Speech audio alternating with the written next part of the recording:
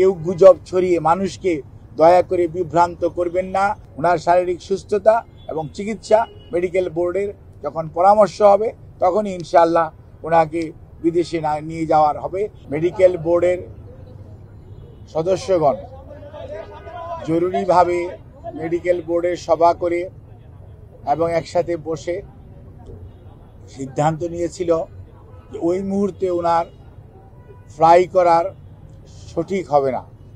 সেজন্যই আমরা ওনার যে বিদেশ নেওয়ার যে বিষয়টি সেটি কিছুটা বিলম্বিত হচ্ছে এবং ভবিষ্যতে হয়তো শারীরিক অবস্থাই বলে দিবে যে ওনাকে কখন বিদেশি চিকিৎসার জন্য নিয়ে যাবে অথবা নিয়ে যাওয়া হবে। কাজেই এখন আমাদের মেডিকেল অ্যাম্বুলেন্স সবসময়ই প্রস্তুত আছে, কিন্তু প্রস্তুত থাকলেও সর্বোচ্চ পর্যায়ে দেশনেত্রী বেগম খালেদা জিয়ার সুচিকিৎসা এবং ওনার সেফটি অ্যান্ড সিকিউরিটি অর্থাৎ চিকিৎসাগত দিক থেকে এইটি অত্যন্ত প্রাধান্য পাচ্ছে সর্বত্রই।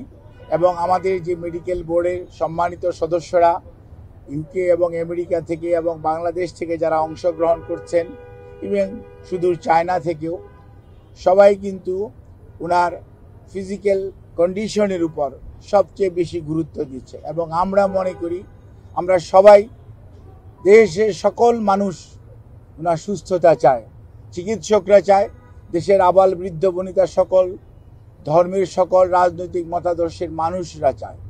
কাজেই যেহেতু ওনার স্বাস্থ্য আমাদের সর্বোচ্চ অগ্রাধিকার, সেজন্য আমাদের ভারপ্রাপ্ত চেয়ারম্যান সার্বক্ষণিকভাবে জনাব তারেক রহমান সাহেব এটি যেমন তদারকিও করছেন এবং এই ব্যাপারে চিকিৎসকদের মতামতকেই উনি সবচেয়ে বেশি অগ্রাধিকার দিচ্ছেন। দলও সেই অনুযায়ী অগ্রাধিকার দিচ্ছে। কারণ সবচেয়ে বড় কথা মনে রাখতে হবে যে মেডিকেল বোর্ডের সদস্যরা বিগত 6 বৎসর যাবৎ ওনাকে বিভিন্ন সময় যে সেবা দিয়ে এসছেন, প্রতিকূল পরিস্থিতিতেও। আজকে হয়তো পরিস্থিতি কিছুটা বদলেছে, কিন্তু আপনারা সবাই সাক্ষী কি অবস্থার মধ্যে দিয়ে আমাদেরকে বিগত 6টি বৎসর পার করতে হয়েছে। কাজে এই অবস্থার মধ্যে মেডিকেল বোর্ডের সদস্যরা অত্যন্ত দৃঢ়তার সঙ্গে এবং অত্যন্ত professionally they are handling the matter. অর্থাৎ আমাদের যে এইখানকার যে শুধু যে দেশের চিকিৎসকরা এটার সাথে ইনভলভ তা ভাবার কোনো কারণ নেই। আমি সব সময় আপনাদেরকে মেডিকেলের সদস্যদের নাম সব সময় বলেছি। ওনার চিকিৎসার ব্যাপারে বিভিন্ন ধরনের সোশ্যাল মিডিয়াতে, আমি তো সোশ্যাল মিডিয়া দেখার সুযোগ হয় না, আমি দেখিও না, কিন্তু কোনো সময় অনেক গুজব শোনা যাচ্ছে বা অনেকে বেড়ায়। আমি সবাইকে অনুরোধ করব, দয়া করে দেশনেত্রীর এর প্রতি যদি আপনাদের শ্রদ্ধা এবং ভালোবাসার নিদর্শন স্বরূপ বিনীতভাবে অনুরোধ করব, আপনারা দয়া করে যে শোট ফ্যাক্ট এটার বাইরে কেউ গুজব ছড়িয়ে মানুষকে দয়া করে বিভ্রান্ত করবেন না।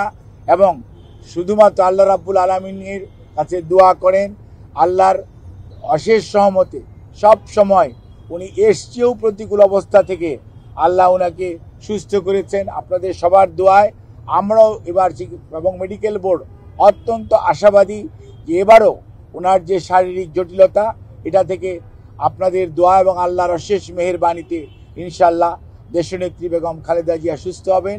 আর বিদেশে যাওয়ার ব্যাপারে আমাদের সর্বোচ্চ প্রস্তুতি রয়েছে। যখনই ওনাকে বিদেশ নেওয়ার জন্য মেডিকেল বোর্ড যথোপযুক্তভাবে তৈরি মনে করবেন, শারীরিকভাবে মনে হবে যে ওনাকে সেফলি ট্রান্সফার করা যাবে। কারণ মনে রাখতে হবে 12 থেকে 14 ঘন্টা যখন আপনি এয়ার ফ্লাই করবেন তখন যে হাই অল্টিটিউডে মানুষের শারীরিক যে পরিবর্তন হয় সেটির সাথে খাপ খাওয়ানো একজন অসুস্থ মানুষের পক্ষে সব সময় সম্ভব হয় না।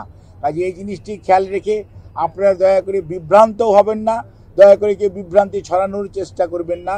সর্বোচ্চ পর্যায়ে কাতার গভর্নমেন্ট এবং আমাদের যে অন্তর্বর্তীকালীন সরকার সর্বোচ্চ পর্যায়ে সহযোগিতা আমাদেরকে করছেন এবং তারা ওনাদের বিদেশে নেওয়ার ব্যাপারে ওনাদের যে সহযোগিতা অব্যাহত রেখেছেন।